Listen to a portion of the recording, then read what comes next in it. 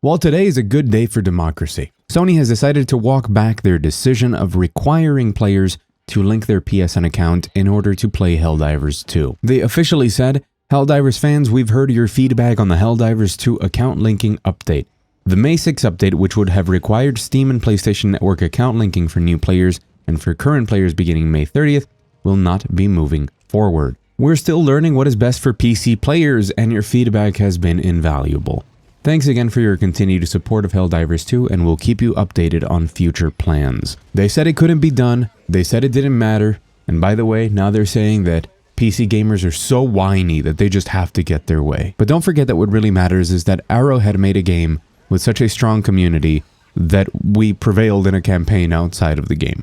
Joel went out there and invited Sony for the latest session, and it didn't turn out the way they expected, I guess. But that is not all of the news, and that's not all that we have to do. For starters, make sure that if you changed your review to negative because of this situation, you go back and you change it to positive. It is obvious that the negative feedback worked in making Sony react. And I have always said that we need a better line of communication with the publishers and the developers of our games, and this one worked, so changing that back to positive is also very important. When it comes to Arrowhead themselves as developers though, I want to talk about delisted, which is the CEO of Arrowhead, and what he said on Twitter. In a conversation on Twitter about who to blame, delisted came out and said that he has a part to play in this and that he feels terrible. He said, and I quote, "I am not blameless in all of this. It was my decision to disable account linking at launch so that players could play the game.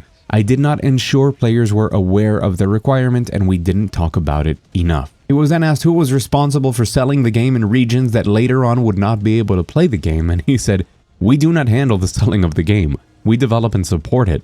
When it comes to the details of how it's sold, it's up to publishers and stores.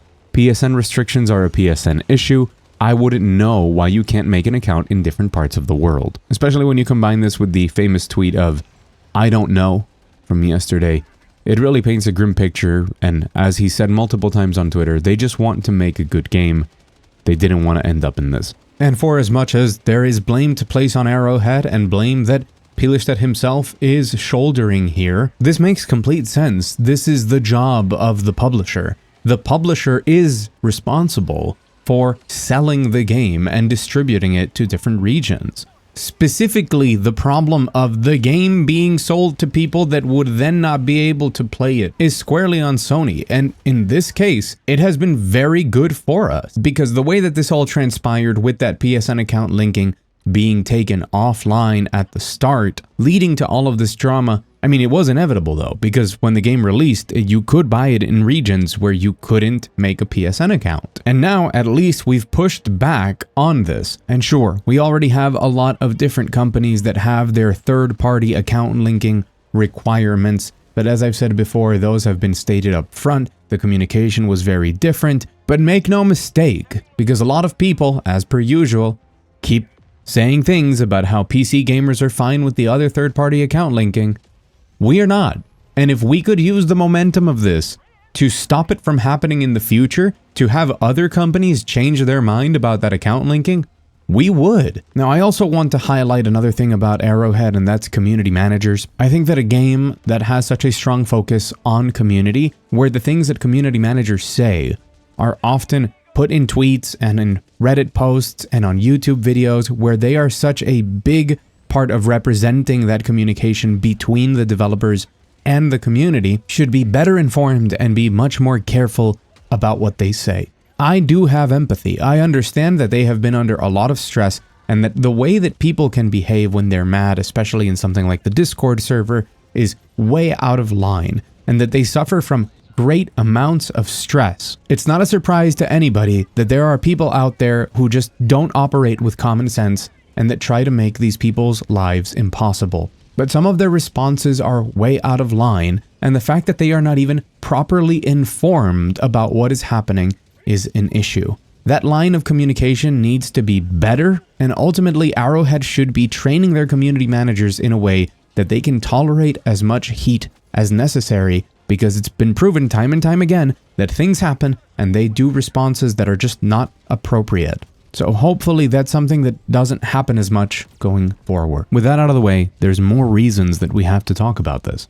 because it's a very important cautionary tale for any developer, that as much as Sony can come up and promise you all these wonders and give you this very comfy publishing support to make sure your game is funded and gets the best launch support available from one of the largest video game publishers on the planet, the twists and turns that these things can make whenever the greed of these big corporations shows is dangerous. In the end, a company like Sony picks up a game like Helldivers 2 because it's meant to be a W for them. And Arrowhead strikes that deal because it gives them what they need to bring their project to the finish line. Now, Sony being Sony will always find a way out of this, but I don't know if it's worth it for a developer like Arrowhead to go through what they went through, even if there is a happy ending here. So for me, the key takeaways here are never forget that these large publishers, these very large corporations, can turn on you. Not just us, the people playing the game, but the people making it as well. And the second and the most important one is that we do have an impact. In the first video I made covering this, I reminded people that Microsoft tried to make the Xbox One always online and have always online DRM. And Sony changed their strategy of the PS4 to be all about how it's not always online in 24 hours. And it worked wonders. Some people still say they won that console generation just because of that pivot. And although Microsoft saw that backlash and changed their decision, it wasn't enough to recover all of the goodwill they had lost built up during the 360 generation. If we hadn't complained immediately and as viciously as we did to Microsoft's new strategy, Sony would have done the same thing because it was the best for them as a business. And this today was another example that we are capable of changing things in the industry. We do have power. And I'm incredibly proud of this community, and I'm so happy to be a part of it. A community that has rallied together and fought against something that is unequivocally bad and changed it. Now, this isn't over. They're going to keep encroaching on us. They're going to keep trying to make us get PSN accounts, and there are some lingering issues. For example, some people are reporting that they can't close their PSN account that they opened just for Helldivers 2, and we're going to have to see where that goes or why Sony is claiming that. I've already warned you guys about the dangers of these sorts of things more than enough, and I already made a video clearing up all the excuses that Sony defenders have. But this continues. Some of the absolute brain rot that I've seen out there included people hoping for Helldivers 2 to be pulled from Steam and for Sony to stop publishing any of their games on PC because PC gamers don't deserve them, and absolutely wacko stuff like that. The truth is, and I like to think I speak for a large amount of the PC community, we like PlayStation games, just like we like Xbox games and we like games from everywhere. The reason that most people get into PC gaming is because it's much more flexible, there are many more games to play, the prices can be lower, especially you end up getting to play most of everything down the line and in the best possible conditions, or at least the most customizable conditions, because it just depends on how much power you throw at the problem. We want to continue playing PlayStation games on PC. As a PlayStation owner, if I have a choice, I will always play games on PC instead of on PlayStation. If I could play Stellar Blade on PC, I'd be happier. If I could have played Final Fantasy VII Rebirth on PC,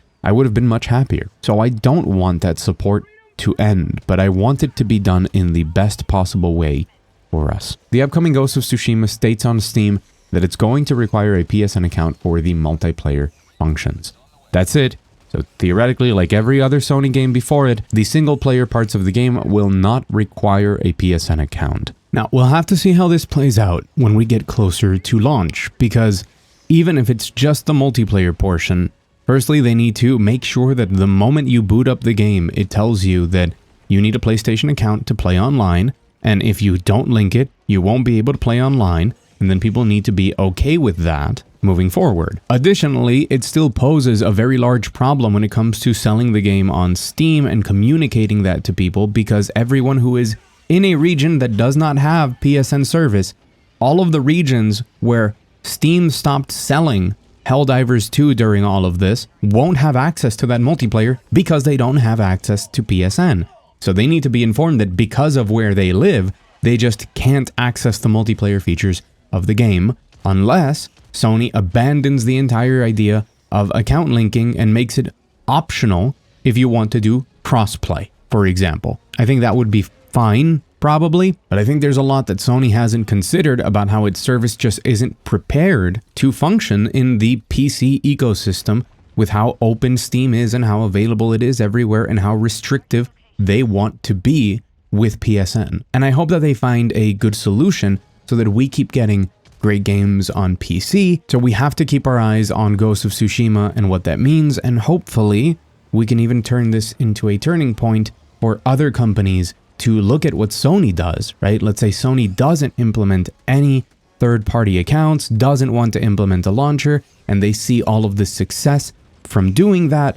Maybe the other companies start to imitate Sony and drop some of those things as well, especially if we combine it with maybe a little bit of noise, a little bit of a murmur coming up. At the end of the day, even though I review games on every platform, I just want as many people as possible to be able to enjoy as many games as possible. For as many people to be able to experience as many things in this hobby or this art form or whatever you want to call it. And anything that restricts people from being able to do that or puts harmful conditions onto them is bad. And remember just how powerful your voice can be. I've been Mugthief. Thank you so much for watching. It's been an absolute pleasure to spend this weekend with you guys, to see the comments, especially on my last video. There was just so much unity, so much solidarity, people from all parts of the world sharing their tales and getting into conversations in the comments section, people just saying the nicest things to each other. It really brightened my day and reminded me